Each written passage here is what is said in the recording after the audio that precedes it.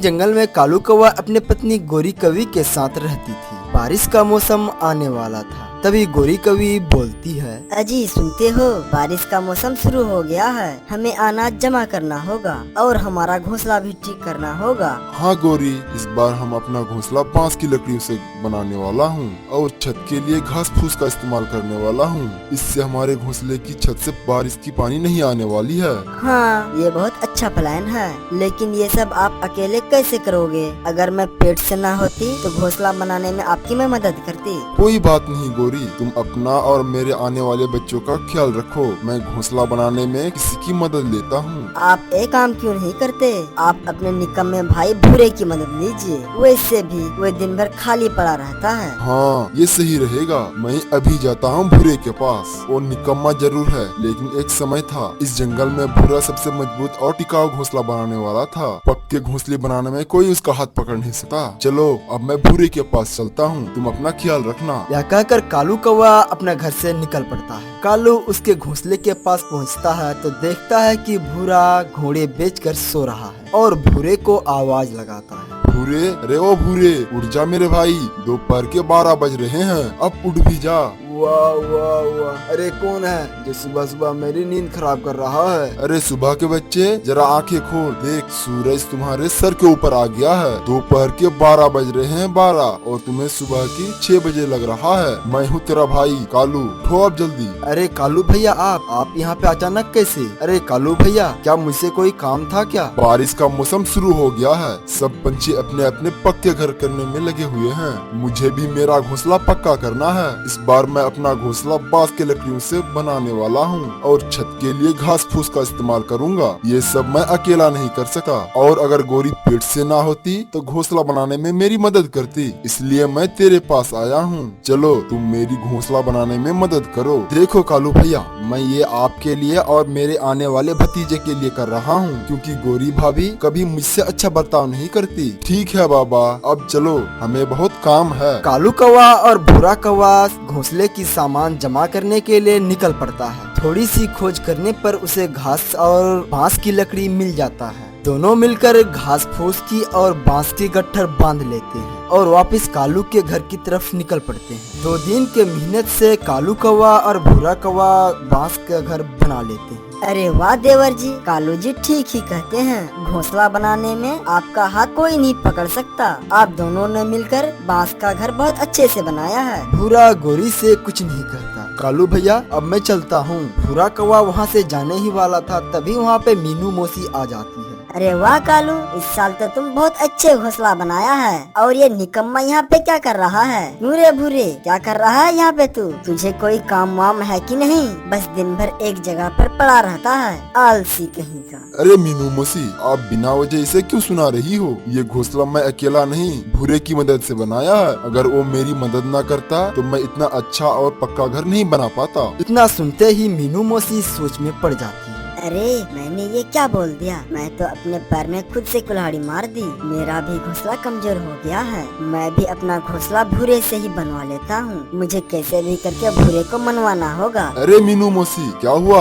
आप कहाँ खो गई? तभी मैं सोचूं, तुम ये घोंसला अकेले नहीं बना सकते। भूरा निकम्मा जरूर है, लेकिन वो किसी काम में लग जाता है तो उसे पूरा किए बिना नहीं छोड़ता। मेरे लाडले भूरे, सॉरी, अभी जो मैंने तुम्हें बोला उसके लिए। मेरा लाडले भूरे, भूल जा इसे, मैं तुम्हारी माँ जैसी हूँ। बड़ों की बातें दिल पर नहीं लेते। कोई बात नहीं मौसी। कालू भैया, अब मैं चलता हूँ। अरे मीनू, क्या कर रही है? ये कामचोर यहाँ से चले जाए, इससे पहले इसे काम पे लगा दे। हाँ हाँ, मैं भी चलती हूँ, मुझे भी मेरा घोंसला पक्का करना है। कालू, तू तो नसीब वाला है, तुम्हारे पास ये होशियार भाई है। हाय रे मेरी फूटी किस्मत, अब मुझे अकेले ही मेरा घोंसला बनाना होगा। अरे मौसी, आप इतना उदास क्यों हो रही हो? भूरा है ना, वो आपकी घोंसला बनाने में मदद करेगा। हाँ हाँ, क्यों नहीं। अगर आप मुझे घोंसला बनाने के बदले में कुछ अनाज दे देंगी तो मैं आपका घोंसला बनाने में मदद करूँगा। हाँ हाँ, क्यों नहीं, मैं जरूर दूंगी। 2-4 मीठी मीठी बातें करके मीनू मौसी घोंसला बनाने के लिए भूरे कौवे को मना ही लेता है। अगले ही दिन भूरा कौवा मीनू मौसी की घोंसला बनाने में लग जाता है। बहुत ज्यादा मेहनत करने के बाद मीनू मौसी की घोंसला बनकर तैयार हो जाता है। मौसी, आपका घर बनकर तैयार है। जैसे मैंने शुरू में कहा था, मुझे मेरा अनाज दीजिए, मुझे घर जाना है, मुझे बहुत भूख लगी है। मेरे लाडले भूरे, अभी तो घर में थोड़ा भी अनाज नहीं है, शाम भी हो गई है। तू एक काम कर, अभी के लिए तू अपना घर जा, मैं कल होते ही अनाज लाने जाऊंगा। मैं तुम्हें फिर अनाज एक बोरी दे दूंगा। ठीक है मौसी, अब मैं चलता हूँ। भूरा मीनू मौसी के घर से निकलकर अपना घर की तरफ रवाना होता है और बचा कुछ अनाज खाकर भूरा कौवा सो जाता है। सुबह हो जाती है।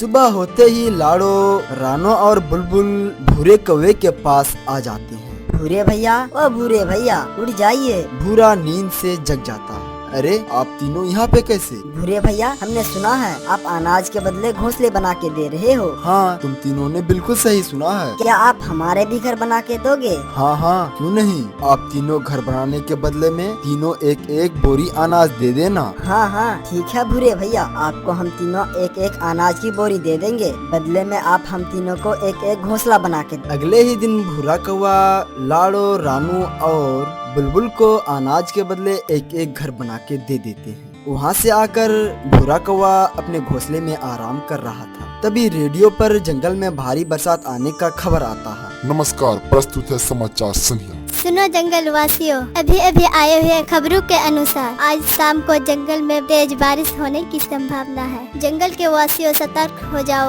और अपने अपने घरों में ही रहना। अरे बाप रे, दूसरे के घर बनाने के चक्कर में अपना ही घर बनाना भूल गया। बहुत कम समय बचा है, मुझे भी अपना घर बनाने के लिए किसी की मदद लेनी होगी। भूरा कौवा मदद मांगने के लिए सबसे पहले अपने भाई कालू कौवे के पास जाता है। कालू भैया, कालू भैया। अरे भूरे, तुम यहाँ पे कैसे? अरे कालू भैया, मेरा घोंसला टूट फूट गया है, क्या मेरा घोंसला बनाने में आप मेरी मदद करोगे? हाँ हाँ, क्यों नहीं, मैं अभी गोरी को बता करके आता हूँ। गोरी, मैं भूरे का घर बनाने के लिए उसका घर जा रहा हूँ। कोई जरूरत नहीं है कहीं पर भी जाने की। हमने अभी तक अनाज भी इकट्ठा नहीं किया है, हमें उसकी चिंता करनी चाहिए और ना कि दूसरे की घरों की। जाइए, आप अपने निकम्मे भाई से बोल दीजिए मैं नहीं आ सका, मेरा घर पे काम है। भूरा कौवा गोरी की बाहर से सारी बातें सुन लेता है और वहाँ से चुपचाप चला जाता है। कालू ने वहाँ पे आके देखा तो भूरा वहाँ से जा चुका था। अरे, लगता है भूरे ने गोरी की सारी बाहर से बातें सुन लिया है, इसीलिए यहाँ से चला गया है। भूरा वहाँ से निकलकर मीनू मौसी के पास आ जाते हैं और उनसे मदद मांगता है। उई माँ, हाय रे मेरा कमर दर्द। भूरे, मैं तेरी जरूर मदद करती, लेकिन तुझे तो पता है मेरी उम्र हो गई है। अगर मेरा ये कमर दर्द नहीं होता तो मैं तुम्हारी जरूर मदद करती। ठीक है मौसी, अब मैं किसी और से मदद मांगता हूँ और आप जो मुझे अनाज देने वाली थी वो मुझे दे दीजिए, मुझे भी अनाज जमा करना है। अरे काहे का अनाज? जिन जिन पंछियों ने तुमसे घर बनवाया है उसे मैंने ही बोला था, मेरे ही वजह से तुम्हें काम मिला और अनाज भी। और अब जा यहाँ से। बेचारा भूरा, उसने सबकी मदद की, तब उसका किसी ने भी मदद नहीं किया। भूरा कौवा बहुत गुस्से में आ जाता है और गुस्से के चक्कर में लाड़ो और दीगर पंछियों से मदद मांगना भूल ही जाता है। पंछियों, जरूरत पड़ने पर तुम सब ने मेरा इस्तेमाल किया और जब मेरी जरूरत पड़ी तो तुम सब मदद करने से इनकार कर दिया। अब देखो भूरा क्या करता है, बस तुम सब घोंसले से बाहर चली जाओ, फिर देखो मैं क्या करता हूँ। सुबह हो जाती है। सुबह होते ही सारे पंछी अनाज लाने के लिए घर से बाहर चले जाते हैं। भूरा कौवा मीनू मौसी, लाड़ो और बुलबुल और दीगर पंछियों के घरों पर आग लगा देता है। थोड़े ही देर के बाद सारे पंछी अनाज लेकर अपने घर आ जाते हैं। देखते हैं तो क्या, उनके घरों में आग लगे हुए हैं। हाय रे, ये क्या हो गया? मेरे घर पे ये आग कैसे लग गई? भूरा वहीं पर पेड़ पर बैठा हुआ था। जग्गू, मेरे बेटे। अजी, हमारा जग्गू तो अंदर था। अरे, ये मैंने क्या कर दिया? गुस्से के चक्कर में ये मुझसे क्या हो गया? तभी अचानक आसमान में घने काले बादल छा जाते हैं और तेज बारिश शुरू हो जाती है। घोंसलों में लगे आग बुझ जाती है। कालू घोंसले के अंदर में जाकर देखते हैं, लेकिन जग्गू तो वहाँ पर नहीं था। अरे, जग्गू तो यहाँ पर नहीं है। तभी जग्गू और टीलू वहाँ पे आ जाते हैं। जग्गू, मेरे बेटे, तुम कहाँ चले गए थे? माँ, मैं टीलू के साथ बाहर खेलने के लिए गया था। तभी वहाँ पर लाड़ो भी आ जाती है। टीलू को देखकर लाड़ो की जान में जान आती है। हे ऊपर वाले, तेरा लाख लाख शुक्र है। भूरे को अपने गलती का एहसास हो जाता है। भूरा सबके सामने अपने गलती का माफी मांगता है। साथियों, मुझे माफ कर दो। भूरे, तुम हमें माफ कर दो, अगर हमने तुम्हारी मदद की होती तो तुम ऐसा कभी नहीं करते। भूरा फिर से सबके घोंसले में उसी तरह सेम टू सेम बनाने की कोशिश करता है। भूरा सबका घोंसला बना देता है और भूरे का भी सब मिलकर एक अच्छा सा घर बनवा देते हैं। देखा दोस्तों, इस कहानी से हमें यह शिक्षा मिलती है, कभी भी किसी से कोई चीज लो तो उसे देने का भी इच्छा होना चाहिए। तो दोस्तों, वीडियो अच्छी लगी हो तो लाइक कीजिए और चैनल को सब्सक्राइब करना ना भूले। आपका धन्यवाद।